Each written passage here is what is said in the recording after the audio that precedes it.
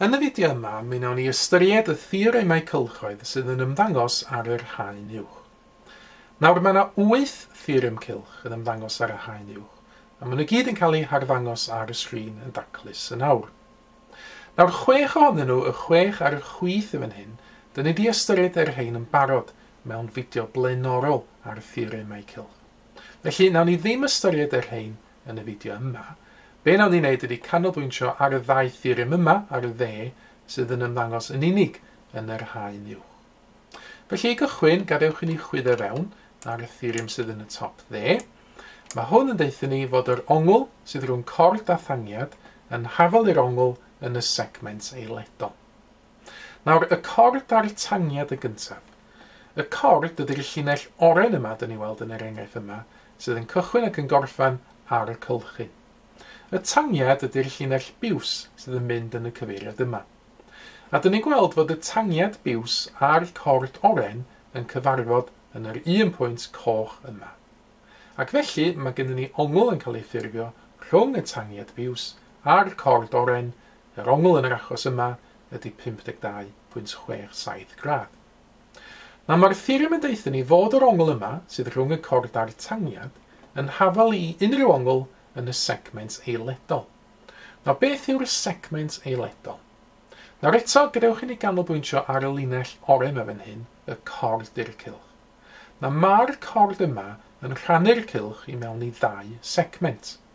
Mae un o'r segmentau ar y chwith yma fan hyn. Dwi'n trio dangos yr arwynebedd efo'n llygoden yma fan hyn. Ac yn y segment yma, mae'r ongl dyn ni wedi drafod gynt, sydd rhwng y cord a'r tangiad, y 52.67. Y segment arall felly yw'r segment eiledol, yn Saesneg alternate segment. Hwn di'r, yn yr achos yma, y segment fwyaf, a mae'r theorem yn deud fod unrhyw ongl sy'n cael ei ffurfio yn y segment eiledol yma yn hafal i'r ongl rhwng cord a tangiad. A dyn ni'n gweld enghraifft o hyn yn fan hyn. Dyma ni ongl sydd yn y segment eiledol. Mae'n cychwyn yn y fertig glas yma, sef cychwyn y cord.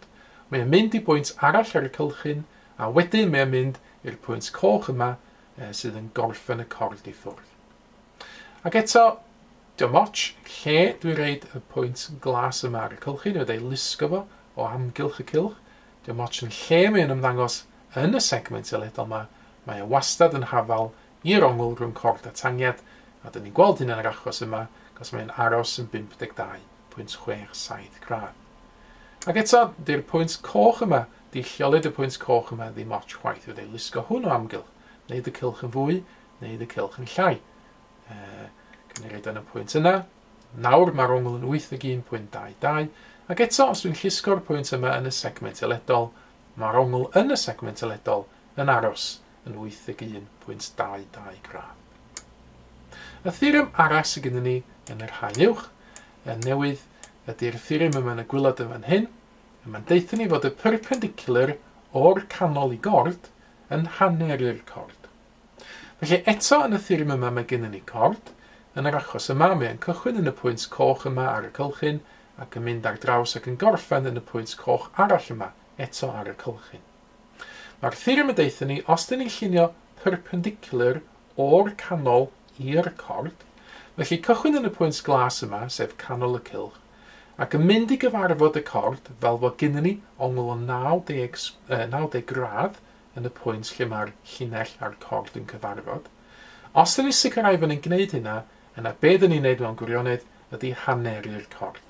Hynny ydy, mae'r pellter o'r pwynt coch yma'r cylchyn i'r pwynt lle mae'r llinell yn cyfarfod y cord yn hafal i'r pwynt yma eto i'r pwynt arall mae'r cylchyn.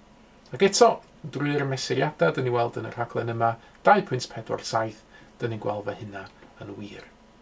Ac eto fydde amrywio pwyntio yma, fydde lusgo y pwyntio yma o amgylch y cylch fel hyn, ac os dwi'n sicrhau fod y llinell yma o ganol y cylch yn taro'r cord a'r ongl sgwar, a dwi hefyd yn gwneud yn siŵr o fi yn hanneru y cord i gyd.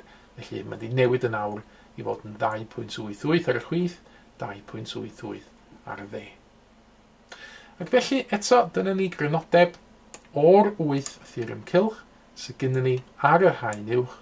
Eto cofiwch fod gennych chi 8 o'r haen i'w ystyried i gyd. Mae mwy o fideos adolygu ar gael ar ein sianel YouTube Adolygu Mathemateg. Am y newyddion diweddaraf neu holi cwestiwn, dilynwch ein cyfrif Twitter @mathemateg. Neu ewch i'n gwefan www.mathemateg.com am fwy o adnoddau adolygu.